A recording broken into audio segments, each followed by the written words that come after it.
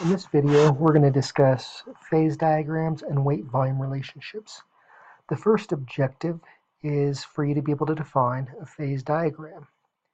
And then secondly, we want to use, and you should be able to use phase diagrams to solve and weight-volume relationships to solve geotechnical problems. The type of geotechnical problems we're often going to be solving with these phase diagrams and weight-volume relationships are problems that allow us to determine the stresses in soil. We'll also use these weight-volume relationships to evaluate the compressibility of soils and evaluate settlement in soils. We won't get into all of that detail in regard to our geotechnical calculations today, but we will begin to start using these weight-volume relationships. So let's define a phase diagram. In our last video, we looked at the components of soil, and we saw we had soil grains, these brown blobs, and then in their voids we had some fluids, water, and some gas. So what we're going to do is we're going to create this phase diagram. We're going to clump all of these constituents into the three separate phases of solids, fluids, and gases. So I draw this rectangle. In the bottom we have our solids, and right above the solids we'll have our fluids or our water, and then finally at the top we'll group the rest of the voids, the air or the gas. So on the right hand side we're going to place our weights over there. So we have the weight of the solids at the bottom and the weight of the water, and we add those two up together, and that gives us our total weight. Noting that the air has essentially no weight associated with it. On the left hand side we're going to put a diagram out for our volumes. So at the bottom we have the volume of the solids, in the middle we have the volume of the water, and at the top we have the volume of the air. The sum of the volume of air plus the volume of water, we designate it as the volume of the voids, and then the volume of voids plus the volume of solids is the total volume. And that is our phase diagram. We are going to use this phase diagram to come up with some weight-volume relationships. And then we use these weight-volume relationships to help solve our geotechnical problems that we're going to be working on this semester. So now we'll start and by defining some basic weight-volume relationships based on that phase diagram we had previously. We're going to start off with our total unit weight. Unit weights, we designate that with a symbol of gamma. So the total unit weight gamma is equal to the total weight divided by the total volume. Next, we will define our dry unit weight. We'll designate that as gamma D, and that's equal to the weight of the solids divided by the total volume. Now, we also want to recall what the unit weight of water is, gamma W, and that's equal to the weight of water divided by the volume of water. And we should remember that the unit weight of water is 9.81 kilonewtons per cubic meter, or 62.4 pounds per cubic foot. Another unit weight is the unit weight of solids, designated as gamma subscript S, and that's equal to the weight of solids divided by the volume of solids. And then one more on this page is specific gravity, designated as G subscript S, and that's equal to the unit weight of solids divided by the unit weight of water, or the mass density of solids divided by the mass density of water.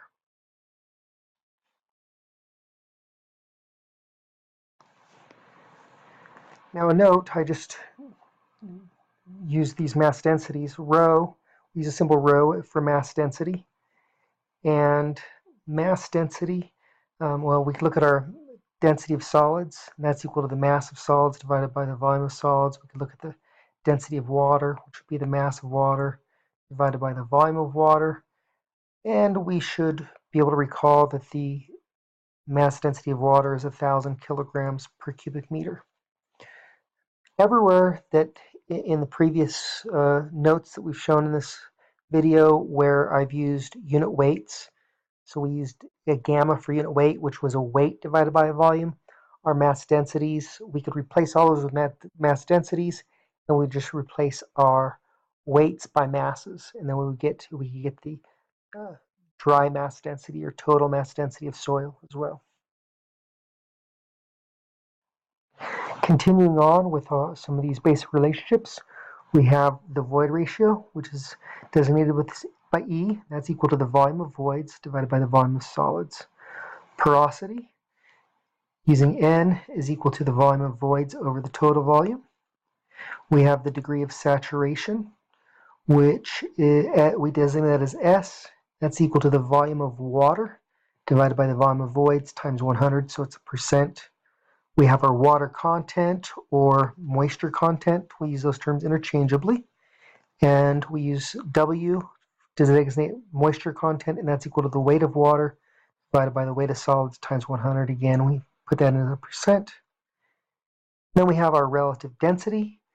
We use D subscript R. Just try to fix that here. D subscript R or I sub D, and that's equal to the maximum void ratio minus the void ratio of the soil divided by the maximum void ratio minus the minimum void ratio. This relative density is a description that's applied to granular materials, sands and gravels. And sands and gravels can have a maximum void ratio, so that's the most dense packing that soil should be able to have, and then a minimum void ratio would be its loosest state. And then the in situ void ratio is the void ratio the soil has when it's in the ground, and so that relative density gives us a relationship between where are we between that minimum and maximum void ratio. It's a very, very useful term used as we describe sands and how compressible the sand would be, as well as the potential for the sand to undergo liquefaction, where the sand goes from a relatively solid state into a liquid-like state. This can happen during an earthquake.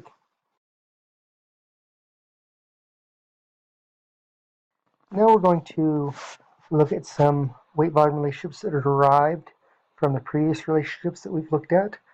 First is the degree of saturation times void ratio is equal to the moisture content times specific gravity, a relationship you just need to remember. Next, we're looking at the dry unit weight, and that's equal to the weight of solids divided by the total volume, relationship we derived previously. The weight of solids then can be divided by the volume of solids plus the volume of voids, that's the total volume. And then we can, in this denominator, we can take the volume of solids out. And so we have the volume of solids times 1 plus the volume of voids divided by the volume of solids. Now, the weight of solids divided by the volume of solids, that is equal to the unit weight of solids. And then the volume of voids divided by the volume of solids is equal to the void ratio. Now we can simplify this a little bit, and that's equal to the unit weight of solids divided by 1 plus the void ratio. Previously, when we defined the specific gravity, using that relationship, we can say, well, hey, the unit weight of solids is equal to the unit weight of water times specific gravity. Therefore, replace that, and so we end up with the unit weight of water times specific gravity over 1 plus the void ratio. This is a relationship we'll use often to determine the dry unit weight. Next, we'll look at the total unit weight. Remember, that's equal to the total weight divided by the total volume. Again, we're going to do the same thing. We're going to break this up. We have the total weight is the weight of solids plus the weight of water, and the total volume is the volume of solids plus the volume of voids. Now for the numerator, we're going to take out the weight of solids. So that's equal to the weight of solids times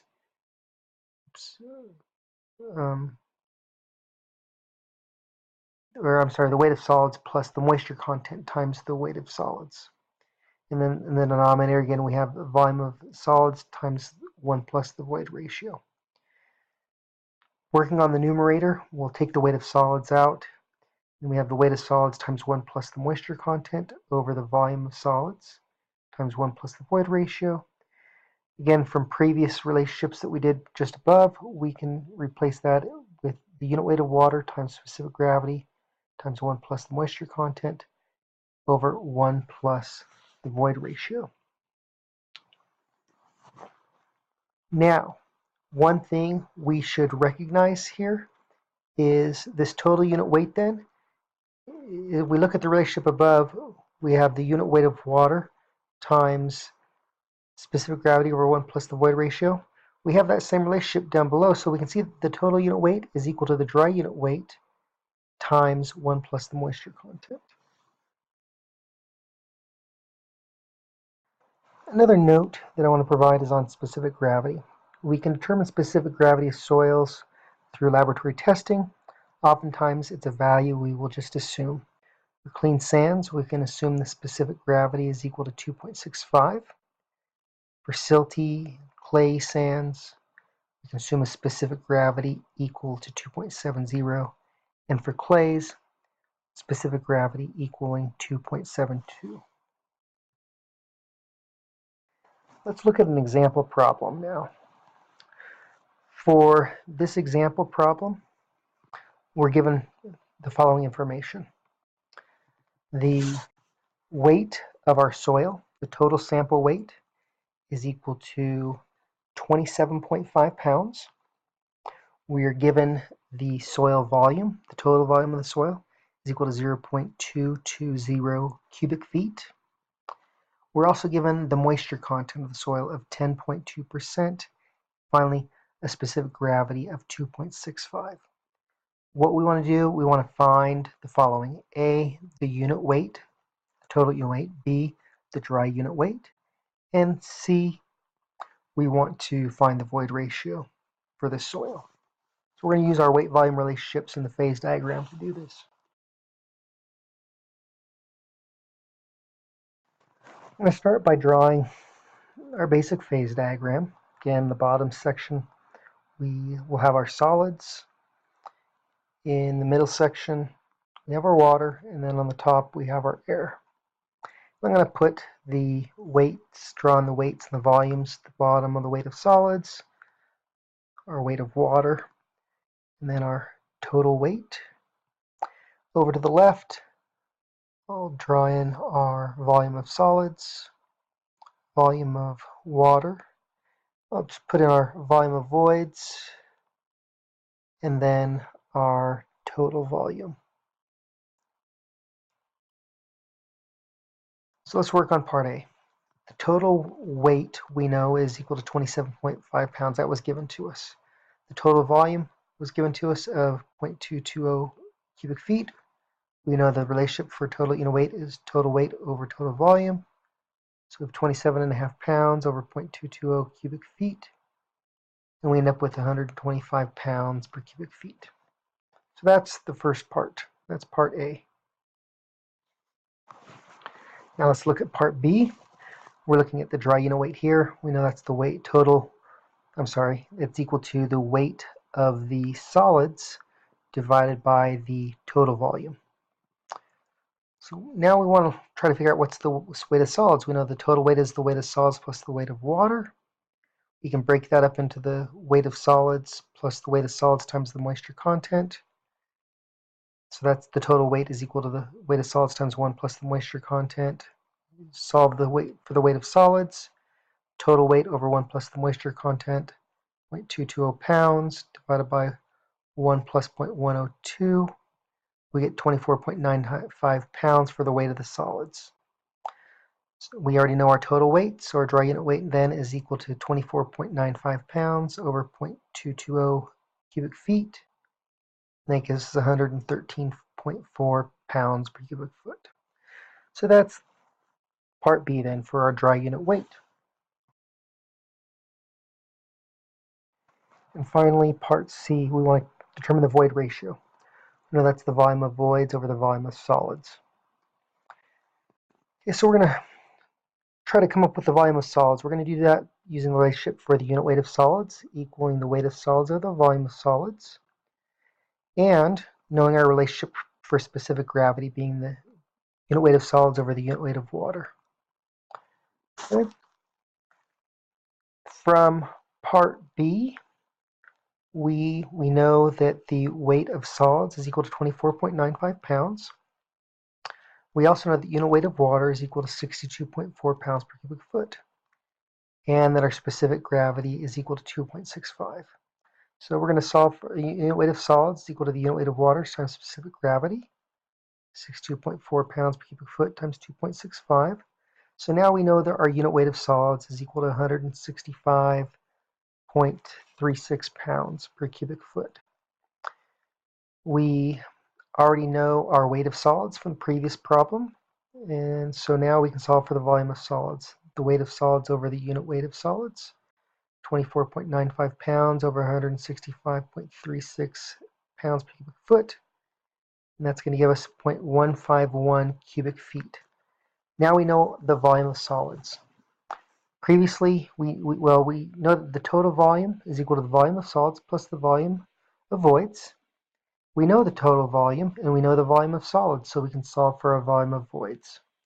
Volume of voids is the total volume minus the volume of solids, 0.220 cubic feet, minus our 0.151 cubic feet. So our volume of voids then is 0.069 cubic feet. Now we can solve for a void ratio, volume of voids over volume of solids, 0.069 cubic feet over 0.151 cubic feet. And we end up with a void ratio of 0.46. So in this example, we just did a few things with our weight-volume relationships, with our phase diagram, coming up with the total unit weight, our dry unit weight, and our void ratio. I could have also asked you to come up with the degree of saturation, the porosity, or some of the other weight-volume relationships that we defined in this video. And that's an introduction to phase diagrams and weight-volume relationships.